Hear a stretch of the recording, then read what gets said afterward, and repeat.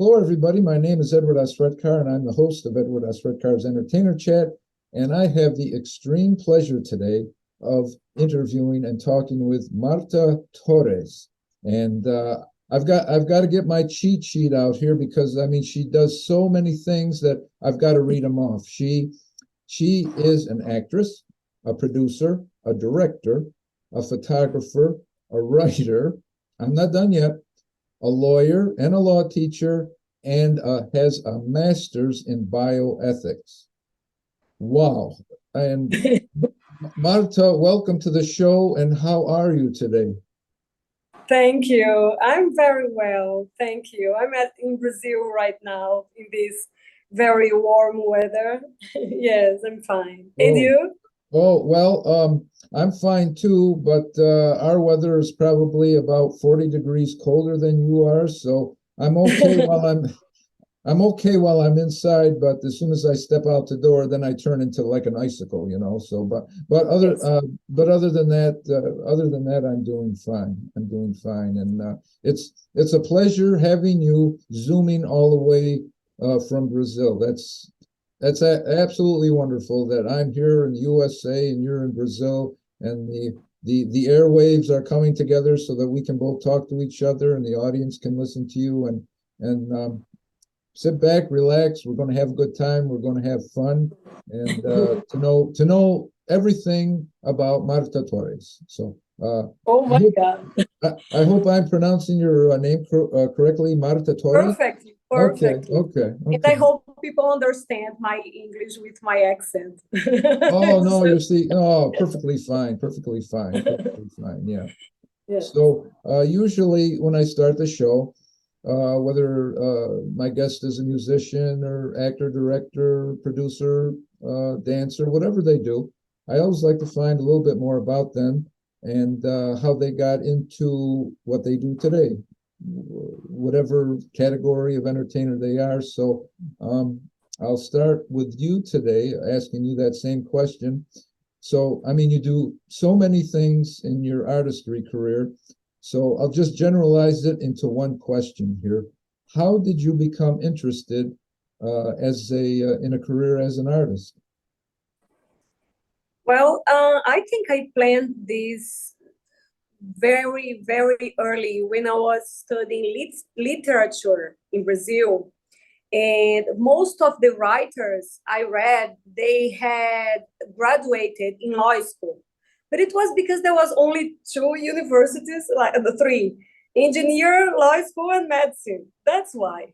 So when I had the choice, right, when I was 17, 18, around this, my dad reminded me that the career as a journalist, that was the one that I thought that it could be nowadays, the career to be a writer, a journalist, right?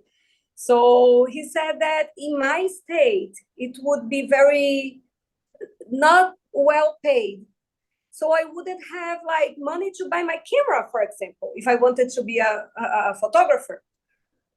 And I thought it was smart. So I started law school. And then I enjoyed law school. That was the thing because I liked it. Mhm. I really liked. And I completely forgot about being an artist. I'm taking here the things because the sun is moving. Like, Oh, that's okay. wow. That's okay. And now the sun is coming to the computer. I need to protect it from the sun. Okay. Well, you know, I'm glad you have the sun there because the sun's behind the clouds here. So whatever Yes. sun you have there makes up for what I don't have out here. So yeah. So yeah, Yeah. go ahead. Go ahead.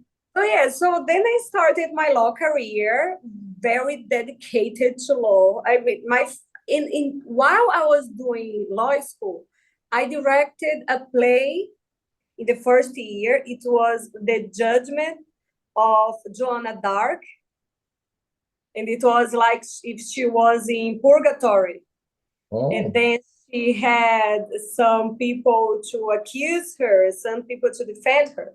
So since the beginning, my art started to mix everything that I do now with law.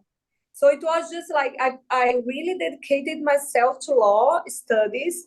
until I did my master's. When I finished my master's, then I understood somehow that it would be better to dedicate to artistic career, because I thought law could be a way to make justice, and it was very hard.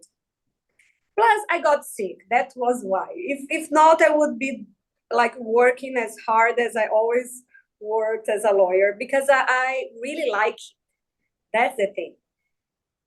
And being a teacher, it was also something that I really liked. Mhm. And I after I was a teacher, then I understood the importance of the cinema when I started using movies in my human rights classes. Mm, So I could touch my students without explaining things. okay. And then I thought there were some issues that I wanted to see in the screen that I couldn't find. So I was just like, okay, so I'll do it. Well, like they say, like if you're trying to explain something to somebody, a picture is worth 1,000 words. So that was a great thing that you showed those films to your students so that they could actually like understand the topic a lot quicker by actually watching instead of having just that explained to them. So that's very true, Yes. very true. And just like when your father was recommending different things for you to go into a more stable career, so it wouldn't be so unpredictable, so you could have some like money coming in to pay the bills and everything. I went through the same thing, and for a long time I worked in the which you already know, which we chatted about. That I was in the engineering field for quite a long time. Gave that up quite a long time ago, but always with the idea in the back of my head, I was just postponing it. I'd come back to it when it was meant to be, like you did. So yeah, I can totally understand and relate your situation about being in law and then uh, finally making the leap back into artistry, your true passion, right? Yes. And then you understood the book, the romance between, right? The Yeah, rose yeah. in the banana tree and rose in the pretty pot. So tell Right, right, me. right, right. Yeah, I'll have to tell my audience here before we started recording here. Marta asked me, I was totally unprepared for this question. Marta asked me, she says, "What are you?" She says, "Are you a banana or are you a rose?" And so I says, "Well, geez," I says, I says, "Let me think about this." So I told Marta, I says that, well, I would probably consider myself more as the rose because in her book the rose is represented by a man, and the other character in the book is a banana tree, and so the banana tree is represented by a woman. So I said, well, uh, based on process of elimination, I'm a man, so therefore I have to be a rose, right? But I don't have any thorns like the rose does in your book. So, but let me tell everybody about the name of your book here. The name of your book, and it's quite a beautiful poem book. The book is called "The Romance Between Banana Tree and Rose in the Pretty Pot." So, with that being said, and that groundwork laid down, uh, I'll turn it over to you, Marta, about telling a little bit about your book. Well, the book started in Portuguese. So this book it is in Portuguese and English. So people can learn English from the book and also can learn Portuguese from the book. In Portuguese, it's written in a way that it's called cordel. It's a way in Portuguese from Brazil, especially from the northeast of Brazil, that somehow reproduce the literature metric of the old poems about the Crusades and the wars in Middle Europe. Okay. So the poem in Portuguese, it has a rhythm, and in English it was translated. I Okay. translated. It Okay. was it was like too much to think, like read, to change. It would change too much. And in the book, it has some pictures also that I draw, and it's in black and white, so people can color it. Oh, that's nice. That's nice. So Yes. you actually get to have some like interaction with your readers that they can like participate right along with you as they're reading the story and as the story unfolds, right? Yes. And also the sex of the characters, because somehow I play with this. Sometimes it corresponds with the sex that we think a rose would be a female, and then the rose is a male. So a banana tree is a female. So it's those like different thoughts Yeah. about plants that we don't Yeah. have. You know Right? that surprised me. You know, when I first started to read the book and it was mentioning the banana tree and the rose, I says naturally, you know, a rose is always associated with a woman, you know, because like a lot of times they consider a man to be a thorn between two roses. That saying's been around for I don't know, probably before I was born, but yeah, that really surprised me. So, is there any particular reason why you assigned the rose a male and the banana tree as a female? No, I was just playing with Okay. this, thinking about the sex. But for me, banana tree represents arts and poetry. And the rose in the pretty pot represents law, my law career. At that time, I was between those two things. So for me, it was not really like male or female. It would be those two different parts of my life. So that was for me how I was finishing my master's and having the really deep thoughts about law and justice and in religious and these because I was writing in my bioethics master about the relationship between the right to live in all beings alive, not only human beings but also animals and then plants. It was about Okay. the law.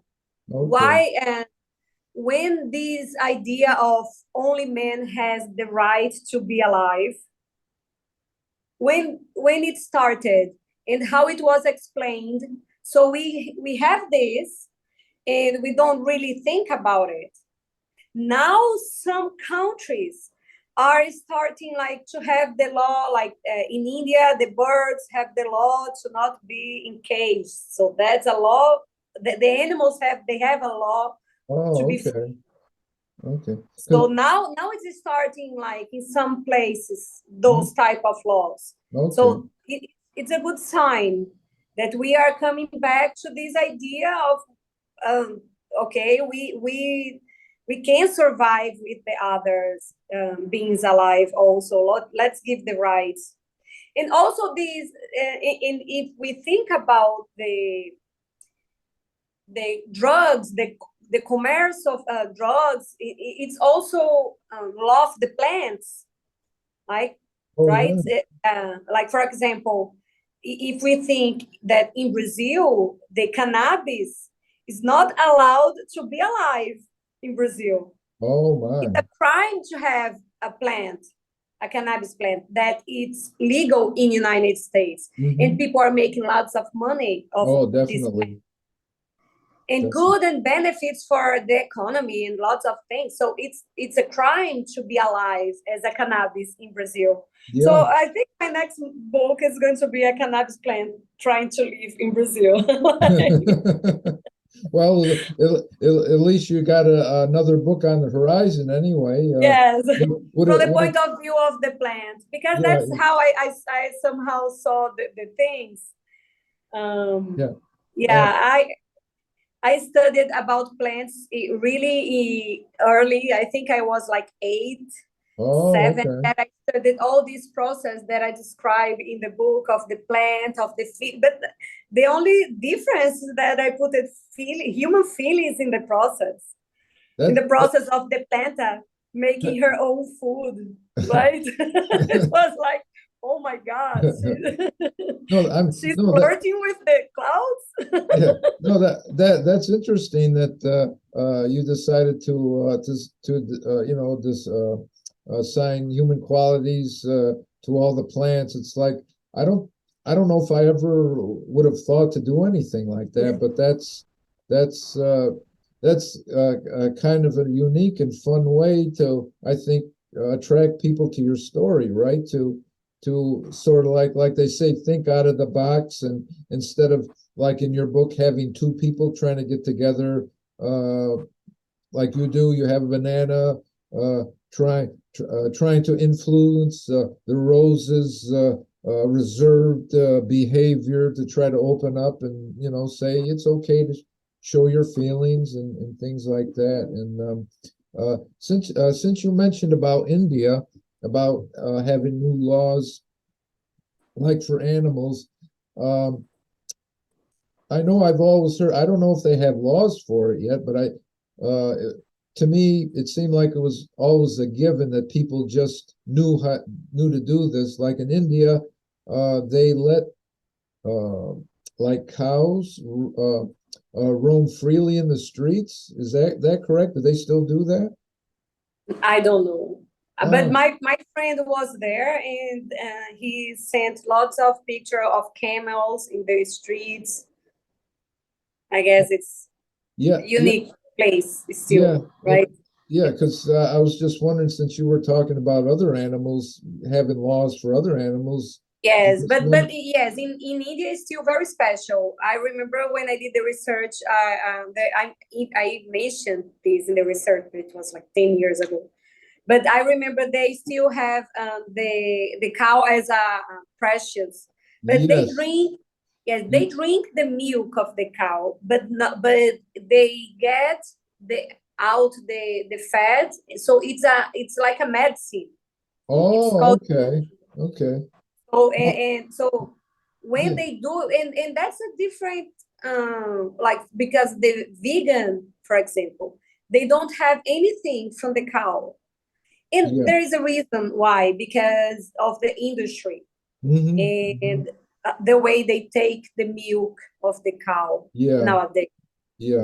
And it Yeah. has a reason. And Yeah. also, this milk does not make us health, even if we do the process, Mhm. because there is the pain of the cow in the milk. Yes. Yes. Yeah. So understanding that way, yes, Yeah. yes. Yeah. Since But in India, they do a different way because they treat well the cow as a sacred animal. yeah. So the Yeah. milk is also something sacred Hmm. and Hmm. good and healthy for human beings. So they Right. use in their food. I since you mentioned about the milk, that they take the fat out of the milk, that's something similar to skim milk, or well, mostly like skim milk. We have we used they used to sell like gallons of bottled milk here, and with the fat taken out of the milk, they used to label it as skim milk. Like they skim the fat, and I now, remember. yeah, but Yes. now it's kind of interesting. I've noticed in recent years, and probably you have too, that now in the stores, they don't call it skim milk anymore. They call it low fat milk. But I figured if it's low fat, that means that there's some fat in it. But in actuality, it really is skim milk. So I don't know. I don't know why they call it low fat. I mean, it seems to be. Um, I don't know. Maybe because people started thinking about their appearance more, Oh, that and could be. the name it That's would attract them. That, oh right. no, it not Right. doesn't get fat, So doesn't in get skinny. right, Like right, skinny right. too much. So But if in it's other low words, fat, at least it's like easier Yeah. to get.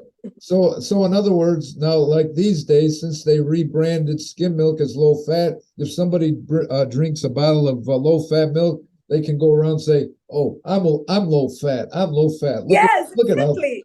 Yes, look at how thin I am. You know, look at yes, and look at the mirror and do like this, like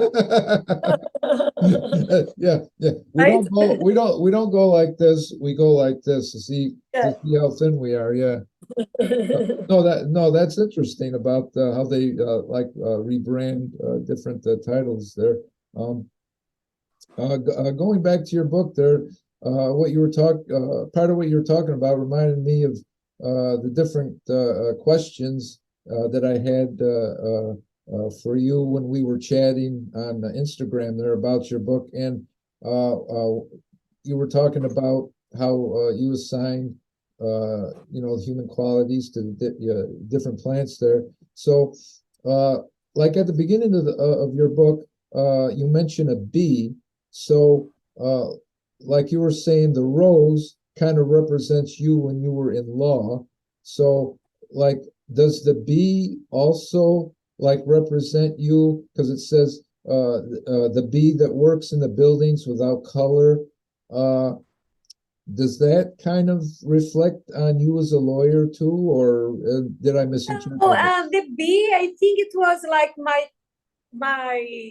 if I would like take my book to my therapist, she would say, "Oh, the bee would be her conscious of this romance that was going on in my life, in my law career, and my life as an artist, that I was starting to do the movements. I was starting to get attracted to. That was when I did my first documentary.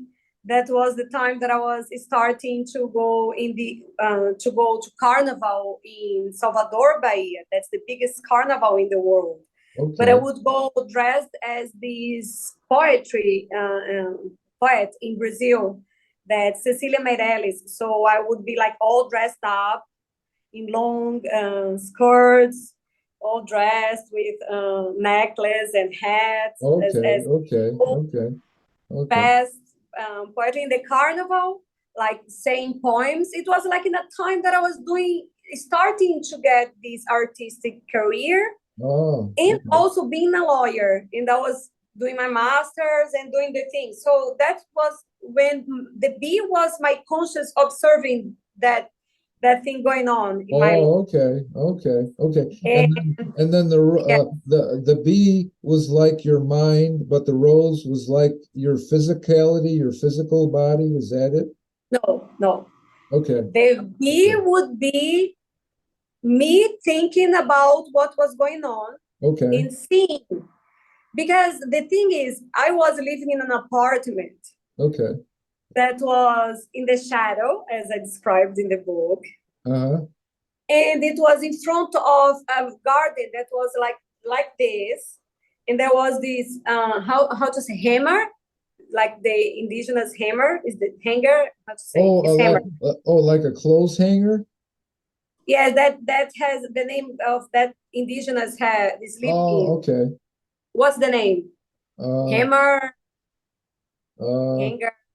It's uh, a that thing. Okay, I I know what you mean. I'm trying to think of it too, like a but couch, but an indigenous couch, indigenous bed.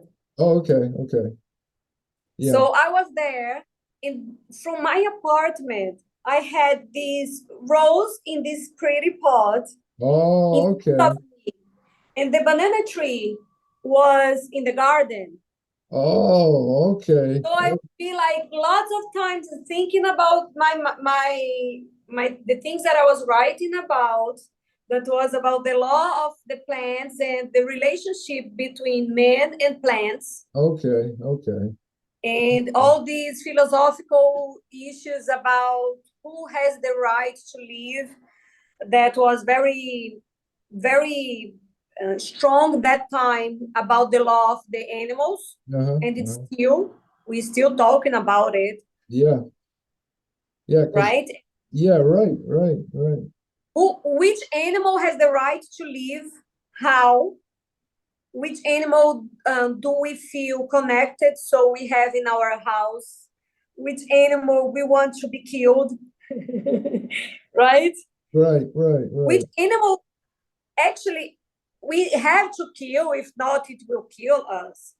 So, Yeah. right? So yeah. there are some things about the Oh, animals. Each animal is different. So oh, right, I was right. trying to think about an ethical explanation for that. So then I was there, like laying down and looking at the tree and the thing and the idea. And then the idea came. And then the first part of the book, that was only the things that I described. Oh, I okay. Okay. be there Okay. describing what was going on in my mind. That was my law career and the freedom of the banana. Okay. That I put it in that things because the rose was with me in the apartment, and the banana tree was there. So Oh, okay. Okay. I personalized those things in my, and the story came. But the thing is, then I created the romance. That was, I was like almost describing as the bee was describing. Uh-huh.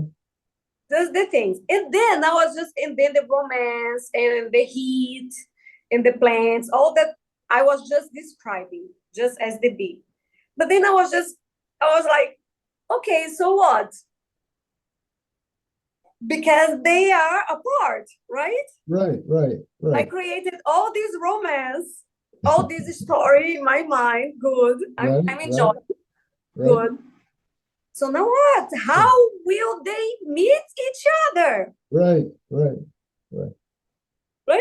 Yeah, just attraction, right? That's what it all boils down to, right? Attraction. They might be separated like this, but they look towards each other, and it's just an attraction, right? Just like a magnet, something like that. Yes. Yeah. So then I had to think about the rest of the story. That I had to think about. I had to like to stop and create. Oh, okay. The hard part. Oh, I had so different options. yeah. So then like the easy part of it was just to think of like the banana and the rose, and then the hard part was figuring out everything else that happened after they met, like something like that. Yes. Oh, okay. Yes. Okay. And that was when I put it all those other ideas that I was dealing with. That was the religious thing about life and death, right? And it was very it was very it was just like a butterfly, really fast.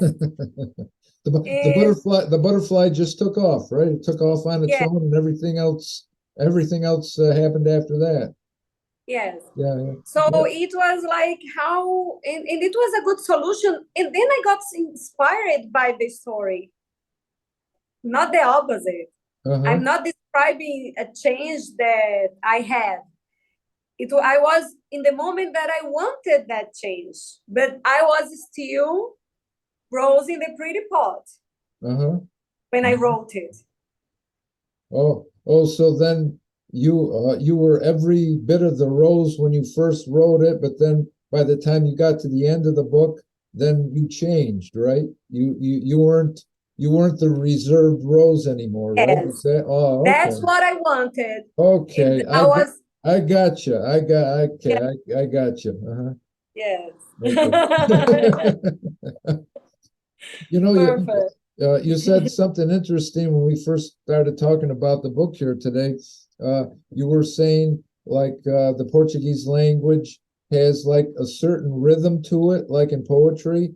And so I know that like in the English language, there's a certain rhythm to their poetry.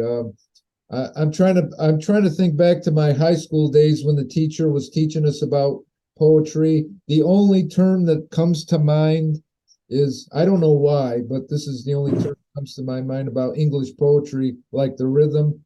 Uh, iambic pentameter. Yes, pentametric. Pentametric. Pentameter. Okay. Pentameter. Okay. Pentameter. Yes. Huh? I'm taking a Shakespeare classes with an English teacher. Oh, And okay. I had to review all the text because he explains this. Or this in this part he did, no, in this part he changed. And Oh, okay. sometimes even Shakespeare changed. Oh, oh, Yes. So like Shakespeare changed from one group of lines to like the next. He changed like the rhythm. Is that it? Yes, yes. Usually I can't remember, but I think it's 10 beats. Oh, okay. Okay. So then Okay. when you find, you say the line, but Okay. sometimes he makes it shorter, and there is a reason why. And then the Okay. teacher explains. To be honest, it's so amazing that I didn't even try because it's a second language for me. It's like for me, translating was already too hard. Oh, yeah. Yeah. I had Yeah. to do some. Sometimes I thought as a Portuguese way of saying something. So Uh-huh. it's not about just translating the words, it's Okay. translating the Okay. grammar. That's a different Okay. grammar. So then like certain part, well, I mean, you translated the whole poem, your book into English, but it's like, were there certain parts that you had the rhythm just the way you wanted it in Portuguese, but like when it came to translating in English, there was it a thing like there was no way to exactly translate the rhythm into English? Was that like a I difficulty? didn't even try, I just translated Oh, okay. because for me it would be too hard. Me, myself, I mean, I can't speak English. I could translate with some help, some people making even the name, the rose in the pretty pot. I had some friends who helped me to find a way to make it. It sounds better in English because it would be only banana tree and rose in Portuguese. Sounded beautiful, but in English it was just banana tree and rose. And rose would be also something, and then we made it rose in the pretty pot to sound better. Yeah, But it yeah, would be like the whole text, it would be like too much. So yeah. I did the translation. Some friends helped me in some parts. You did like the best, the last one, Yeah, and yeah. that was it.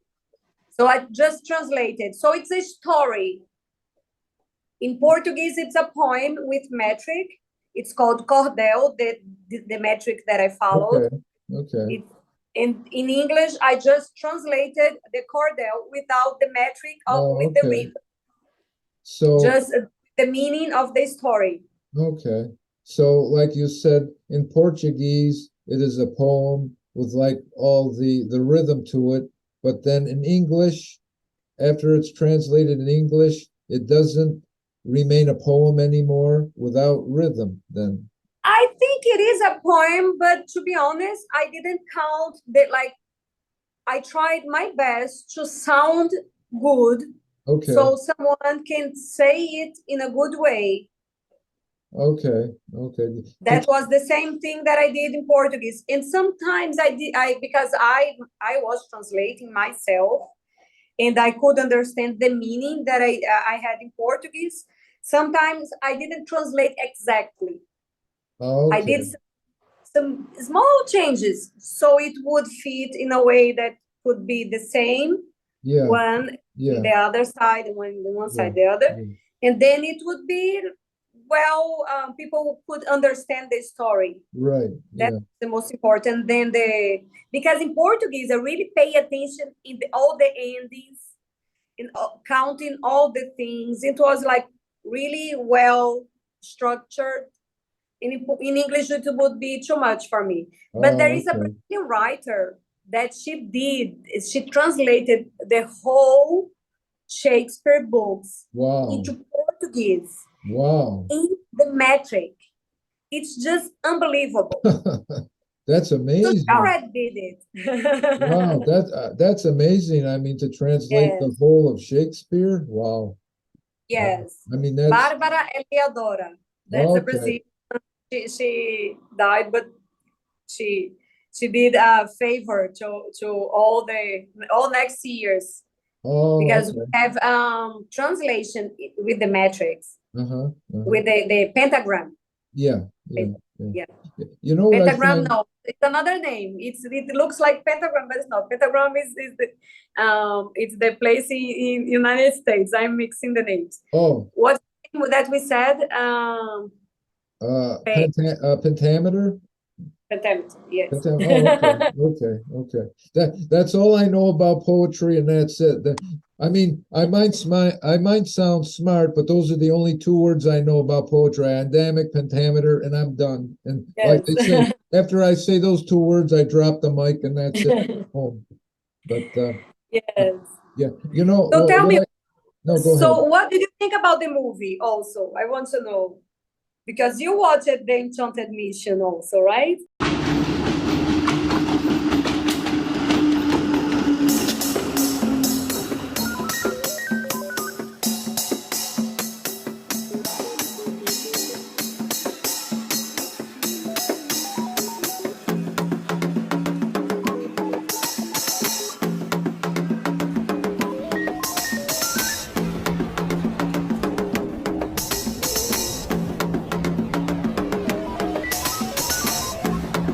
Cada persona elige su camino.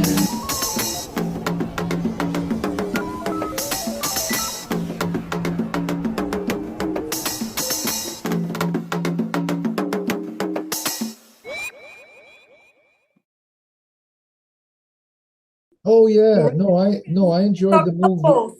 I enjoyed the movie, and I liked like all the scenery, all the scenery that you encountered, and when you were in like different locations, I could see like different emotions that occurred to you when you were looking out like on the vistas in the scenery, whether it was like in the mountains or by the sea. It seemed it seemed like you projected like a different emotion, in my opinion anyway, like when you were, by the water, seaside there. It seems like to me you had like a much more relaxed feeling. When you were higher up in the mountains, it was more or less like anticipation about what's around the next corner or down the next slope. So no, I found it very interesting and very relaxing, and it's it's almost as though I was going on the same journey that you were. So virtually, of course, but yeah, no, I enjoyed it. Yeah, yeah. How long did it take you to make that film? Well, to do the trip was 20 days, Okay, 5 days, because I went to Lima and went to this beach, this small beach, Punta Hermosa, and stayed there a week. Then I okay. went to the supermarket and did the cooking. Then I went to Lima, met my friend, and then we went to the valley, the Inca, the Sacred Valley Oh, okay. that is in Cusco. I had been in Cusco 2 years before, and I did some shoots Uh-huh. in 2015. The shoots of the some parties, Okay. and then I did and then I did the trip to Machu Picchu by walking in these very unique. That's the word that I would say. So people will go there, Right. but dangerous because there was this the car. I don't know, and there's not that many accidents there, but the car passes like in this mountain that goes up until the Oh. snow it goes down. It's very like curves, but Well, you live in America, you are used to it. yeah. It's just Well, like when they're driving on their narrow and small roads, they're used to it, so they can drive just as fast going past each other as somebody that's used to going down a highway, right? It's just that the highway yeah, is like that wide, but they're used to it, and they probably pass each other in each direction probably their vehicles are only about that far apart, but they Yes, they're yes, probably just that happens every day, you know, and this and that. So yes, exactly, yeah, exactly. yeah, yeah. And And then I did the trip by walking, like 2 hours walking, until I get in the place, and then 2 more hours walking. And then I did the uh-huh. Machu Picchu. It was like 5 hours walking up Wow, and down. wow, wow. Then I did back the 2 hours. Then I Yeah, did the take with the woman, the lady in the end, uh-huh. that explain about, and that she explains the mission. Okay. She answered the question. And then I went to Chile. No, I went to Bolivia. Then I did the part of the dancing. There are some people dancing in a party. That was that scene in Bolivia. Then I went to the Unisalar in Bolivia. That's like minus 10 degrees that I was there laying down in the Wow, South Salar wow, without any coat. wow. I That's was cool. trying to do the scene of the death. Remember that the car passed, Yes, the yeah. car of the backpacking, the cheapest people. I asked, please, just can we do just one time? And then they had fun and we did. But it was like that. That Wow. was it was just like, it looks like a really big production, I know, especially because of that scene. And it was like the fastest and cheapest special effect that people could Yeah, imagine. People go like, which app did you use? Did you right. create software? Blah, blah, blah, blah, Wow, blah. wow, And then wow, oh, wow. baby, I traveled. Well, see Traveled all the way. that's how good of a job you did because you made people think that it was this big expensive production, right?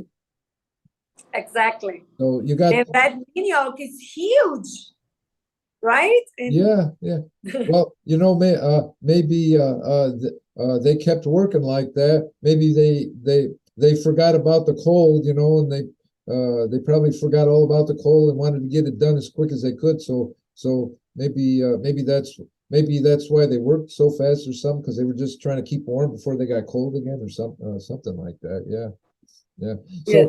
So I remember in the Q&A at the North Film Festival in New York City in Harlem last couple of weeks. I got to get that shameless plug in now that we both were privileged to attend. Yes. I remember I asked you a question in the Q&A after your film, and I'll ask it again so everybody else can hear it. You were talking about that you had to climb up and down mountains and everything like that. You must have been in terrific physical shape to do that, weren't you? I mean, you're probably always working out and exercise just so that you could do those scenes in that film. Yes, that's what I told you. In Brazil, we do have those canyons that's called Chapada Diamantina in Bahia. And I used to go trekking every week there. Oh, wow. So trekking for me, it's just natural. I feel at home.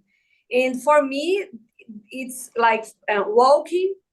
It's better and easier than being seated in a computer. That's Oh, my body.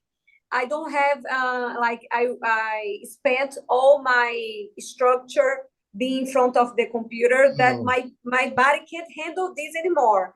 But in the other hand, tracking is the solution. Like yeah, it's when my body gets the movement, right, right, and then it's just like those watch that works with the movement. right, right, I just go right.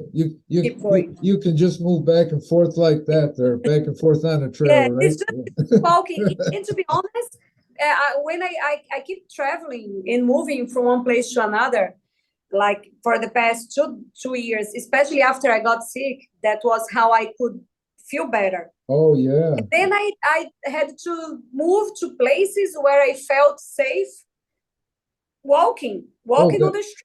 So then I started like doing this thing of like walking different roads to the same place that I was going, but going by right. walk. Okay. And Okay. different. One time I would go 2 blocks, another time 3 blocks, another time 4 blocks. So you Yeah, get to know people yeah, by walking. you keep making Yes, it long, you keep making it longer and longer so that you get used to walking longer distances, right? You And just, also discovering the place. oh yeah. So for me, I travel by plane and walk and go by bus and metro, but usually I love going walking. So for me, Oh, it's always the same thing. oh It's sure. just that I was in the sacred valley with my friend. We got Uh-huh. lost sometimes and it was funny. Yeah. She would get like desperate. I was the producer, the responsible for the whole trip. She just went there and hold the camera, and I would go. She would go there. I would focus on her, and then she would return, and then I would go and do the scene. Oh, okay. Okay. Same Okay. line, so it would be focused on me, Oh, okay. Yeah. and that's how I would like pass and Oh, go like okay. that. Okay. Okay. So then you stayed by the camera like just long enough so you could get like the right angle and the right focus set, and then everything was all set for her just to press stop and go on the camera, right? Yes, Okay. Okay. Yeah. yes. Oh, that's cool. That's cool that you did Yes, that. and if it wasn't for her, Esila, my friend, I told her I will always mention you, because if she didn't go with me in this trip, it wouldn't. It was we say Don Quixote.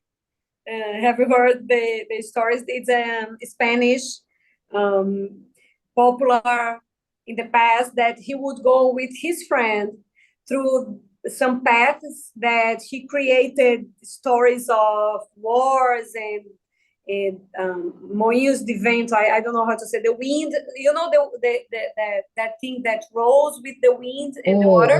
Windmill. Yes. The So windmill? yes, there's this famous story that he and his friend went in a journey to fight this wind. The Yeah, so windmill? that's like the whole story created in his mind, Oh, that wow. he was going to fight with his friend. Oh, That okay. was somehow the trip that I did, like Okay. this story of this journey. Yeah. And this So, friend, she was also sometimes she wouldn't go and would be someone else.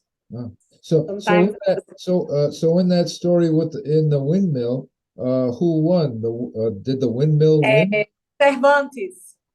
He's Oh, Spanish. Cervantes. oh, Yes. Cervantes means windmill? No. Cervantes wrote Don Quixote, Oh, that okay, the okay. character that went with Sancho Panza. Oh, The, yeah. Don Quixote, right? yes. Sancho Panza. Yes. Yeah, okay, okay. Okay, now I'm on the right page here. Now I'm on the right page. Yes. Yeah. So yeah, so there was a trip just like Okay. this story. Okay. And let's see, in that story, Don Quixote, what did they say? He had sort of like visions of grandeur, that he thought he was bigger and better than he actually was. And he was just like this ordinary man, but he envisioned himself to be like a King Tut or something. Yes. Okay. Yes, Okay. exactly. Okay. And it was somehow the story of the movie, how it was done. It was Yeah. like that. Yeah. Yeah. You know, before Like when you were talking about Portuguese, and I have to confess, I looked this up. I Googled it, as a lot of us do today. We cheat and we look on Google about the Portuguese language. I never realized that Brazil was the only country in South America that spoke Portuguese. yes. Oh, And wow. that's why we somehow are apart. We are not, even in Brazil, we get fights in the whole regions of Brazil. But with our neighbors, that we don't really have them very connected. Oh, Also, that's okay. why I made a movie, like to Okay. get more together, and also to give this information that is in the movie. Yeah. The Yeah. others are speaking Spanish, and my character Yeah. speaks Portuguese. Yeah. Yeah. Yeah, So that's so interesting that yeah, none of not even some of like the surrounding countries that like border Brazil speak Portuguese. I found that surprising to me. You know, I thought maybe there would be like maybe a little like they say, spill over the border. Maybe some people, maybe close to Brazil border would talk, but no, that amazed me that that was the only country in that continent, that spoke Portuguese, and then it got to me to wondering. I don't know if you ever looked into it or if you know anything about it, like Portugal and Spain are like right next to each other, and it made me wonder why the country of Portugal speaks like an entirely different language than Spain. I don't know if you ever wondered anything about that. And France and Italy and Switzerland. And in Switzerland, they speak there is a language that's from there. One city speaks German, the other French, the other Italian. Yeah, In the same country, and the country is very small. yeah. White people, they just don't it's the language, it's our culture, it's how we express our culture. It's Right. somehow like I want to maintain my tradition. I guess it's that I want to maintain in my area, and that's how we speak here. Right, right. Well, that's a good quality that people want to keep, like their heritage. You're proud of it. You're proud of where you came from. You know, when people emigrated here to the United States, like back in the 1910s and the 1920s, they came through Ellis Island and first lived in New York before they moved like upstate New York or any other states. It's like then when they had their offspring, say if one of the people in the couple was Italian, the other one was French. It's like the children would be like Italian and French descent, and even though like the second generation Americans that were born here, people are still proud of their heritage, even though they may not have ever visited the homeland like where their grandparents came from. So it's, like you were mentioning about, being proud of your heritage, where your family history came from. And yeah, it's a good thing when, when people, don't try to hide their heritage and are actually, you can say, I'm an American, but I'm also of, say, like Italian and French descent. So that's, yeah, I'm glad you brought that. I'm glad you brought that point up there. So yeah. Yeah, that's why I like to put my movie in festivals in the north, like in America, in Europe, so I can show some of the things that I tried to explain before. And it Right. was somehow hard for me. It's way much better to invite a friend to watch my movie to talk about it. Like people who will listen to this conversation, they will start to create an idea. But of course, they have no idea what is this manioc queen in this huge temple in the middle of a desert, a white desert, right? That was in the play that people don't know, but if they go there and see the picture and watch the movie, then they get the picture. Well, That's how things are. yeah, they'll understand a lot better if they can see it rather than having to sit and having somebody explain it to them. Yes. Like going back to the beginning, a picture is worth 1,000 words. People will absorb knowledge a lot better when they actually see, as opposed to if they're just listening, to words all the time. There's a lot. But yeah, you were saying that that's the reason why you like to visit the North with your films to film festivals. Um, have you ever, or do you ever plan, say, on submitting to film festivals like in Canada? Have you ever done that? No, I did the big ones, but I don't have a producer. Oh, okay. Okay. in Canada because I don't really want to go to Canada now. It's now, I mean, I choose. It's not every festival that I can go. So No, I know it. Yeah. yeah, Yeah. Yeah. No, I this know, one like, was in New York, and I met you guys in Cannes. Why and not? yeah, I was going to say, and Cairns, that was where you first met Darwin, Stephen, myself, and in our whole group in Cairns there. So Yeah, yeah, yeah. So yeah, so when I seen you were going to submit in New York there, and it's like, oh wow, I haven't seen you in, well, it was earlier this year, yeah. but you know, Yes, so I wasn't planning, to be honest. It happened.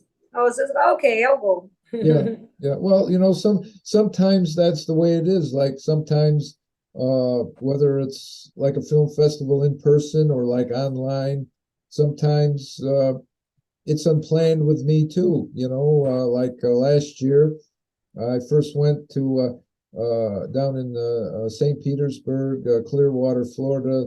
There's a sunscreen film festival down there, and even though I didn't have a film to screen there, I went there, you know, just to make friends and, you know, kind of network. And I mean, I've met so many people from there that I still see at other film festivals, you know, so like you can become friends and you can talk about, oh, hey, you know, I seen you at this film festival.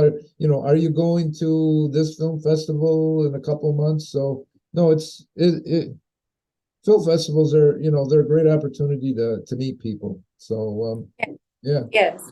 So And one thing that I understood, in big festivals, you meet big producers. yes, In small festivals, you meet great people. yes, yeah. No matter which one you go to, you still connect, right? You still Yes, connect, yes, yeah, but it has a different approach. In the smaller festivals, you meet less people, but you meet them better than in the big festivals because you have too many people to talk oh with, yeah, and no, you really don't meet no one. yeah, You meet well, lots, but and then after, if you meet that person, then you meet the person right, because it's like lots, too many. oh yeah, yeah, How many cards of festivals I had in my wallet, and I don't even know where it is. right. Right? Yeah, it's like, okay, now I've got like 50 cards here. Now, which card goes with which festival that I went to which month? And no, I know Yeah, it can be overwhelming at times. And yes. I mean, like you said, at big festivals, there I mean, there are just so many people, like you said, and you know, and things are so spread out. There's so many different venues to you know to Yes. see all the screenings and I went to Locarno 2 years ago. I went to Locarno and then I went to Cannes. I wanted to understand how it was, and it was amazing. I didn't go with my movie, but in that the year that I was there, Brazil won the best short film and the best feature. We wow, won, and also the best documentary. It was to a Brazilian director. wow, So wow. we like, I went there as a Brazilian, just a regular Brazilian, and I got out like the proudest. I was like so happy to be Brazilian after that festival. It was amazing. It was Yeah, amazing. But I didn't meet anyone. I was there to meet people. yeah, But yeah. when I got there and I started watching the movies, I watched it. In the end, the people who worked there looked and said, "No, you are kidding. You didn't watch all those movies." And I said, "Yes, I did. I did. Like Oh. from 9 a.m. until Oh my midnight, God. whole day. Well, Like, your eyes yeah, must have been like that after watching that yeah. for that many hours. Wow. I wanted to understand the festival. Yeah. And I understand now that even the big festivals, it's not all types of movies that will be selected. It's not that the movie is not good, that's not selected. It's the type of the movies that the festival would like to show, and people go there to watch those type of movies. So if Mhm. you have a different type of movie, you have to find your festival. It's Right, not that the right. movie is not good or bad, but Yeah, you will find your festival. yeah. So then different types of festivals focus on different types of films, like different like People like horror film will yeah, like your movie. yeah, But those festivals, I haven't seen any horror movie. See, it's the thing. It depends. It depends. yeah, yeah. That's what I was going to say. It just depends on what festival you want to go to, and yeah, what they Yes, concentrate in. Yeah, yeah. I know. yes.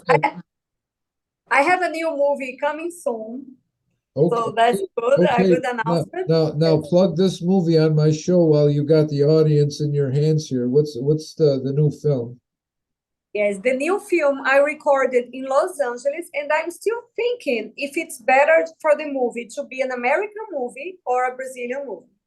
Because I did and I produced, but I had done all the things in Los Angeles without any right to do that, of course. I didn't ask anyone.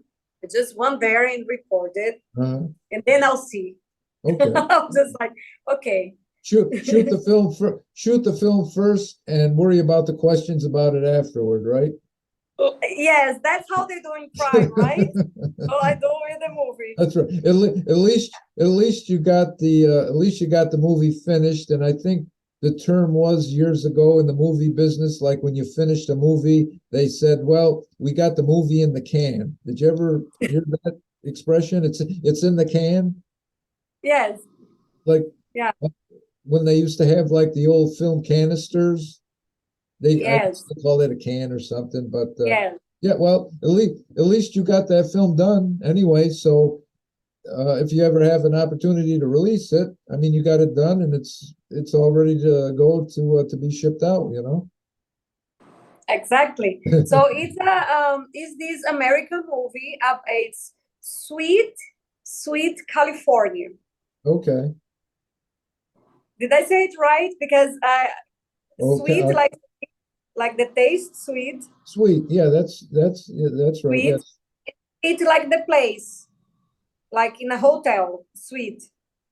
Oh, okay. Oh, a hotel suite. Yeah. Yes. So Yeah. it's Sweet California. Oh, okay. Like the song what is it? But like the song Hotel California. Yes. Yeah, you beat me to it. You read my mind. Yes. Because that was why the name of the movie. Okay, okay. Why I put this Sweet California. It's because of Okay, yes, okay. perfect. Thank you. You did What? the first time I say the name, That's right. I got the Perfect. connection. Yeah. And what did they say about Oh, that hotel? You can check in, but you can never leave in the lyrics? that's that's the story of the movie. Okay, okay, okay. Oh, Actually, that's I the story. I couldn't remember okay, the okay. script. And then when I was trying to find the name, that I remembered the song, and then I went and read the lyrics, and I was just like, okay, that's the script of my movie. Oh, I can't wait to see that. I don't think I've ever seen a movie about people that went into a hotel but they never checked out. That sounds really interesting. I can't Yes, wait to it's not see a hotel, it's an apartment. well, yeah. It's an Well, Airbnb thing, contract oh, okay, okay, that now is different, okay, right? okay. So you sort of have a spin on the Hotel California story being in a modern day Airbnb. Yes. Gotcha, gotcha. That sounds really interesting. I can't. Please release it somewhere. I got to see how that story ends. Yes, yes. Next year. Okay, Let's, okay, okay, I'll try the big festivals. I'll okay. try. Let let I'll me have faith. let me know which festivals you're going to so I can see go to the screenings. Okay. Yes, let's see who will accept, who will have the courage to accept my movie. That's it's a good movie, so I don't know how they could. I don't know how or why they would turn it down. I mean, the storyline sounds really intriguing, and it sounds like something where you'd be like on the edge of your seats, waiting to see, like what happens at the end of the movie. So That's a real exciting spin on that. You check into an Airbnb, but you never leave. So that'll probably keep the Airbnb business on its toes nowadays. Well, we better start an Airbnb business that guarantees guests that they'll leave instead of just check in and never check out. So yeah. Yes. Well, Marta, I have really enjoyed talking with you today, and it's been an absolute pleasure, and I thank you for graciously accepting the invitation to be on my show. And thank you. Thank you. That's my pleasure. I hope next time we meet again somewhere in this real world instead of That's virtual. right. Instead of in this box here. Yes, but at least we could share this opportunity of being together and talking about those things. Yes. Thanks for reading my book Oh, and all the words that you gave me about my book. Thank you. Oh, my I really pleasure. appreciate it. My pleasure. Yeah. My pleasure. Yeah. The next time you'll have to do another on the fly with me at another film festival, wherever that might be. So fingers crossed. That's right. Fingers Let's hope. crossed, right? Yes. Well, thank you. You're welcome. You're very Bye, welcome. everyone. See you soon. Well, everybody, my name is Edward Osredkar, the host of Edward Osredkar's Entertainer Chat, and I have had the extreme pleasure today of talking with Marta Torres. And let me say this again from my cheat sheet notes, just to let you know everything that she's involved in: actress, producer, director, photographer, writer, lawyer, law teacher, and has a master's in bioethics. And it's been such a pleasure to have her on my show today. And stay tuned and keep checking my Instagram page for when I upload the edited version of this to my YouTube channel. And until next time, have a great day, a great week, and we'll see you soon. Bye-bye.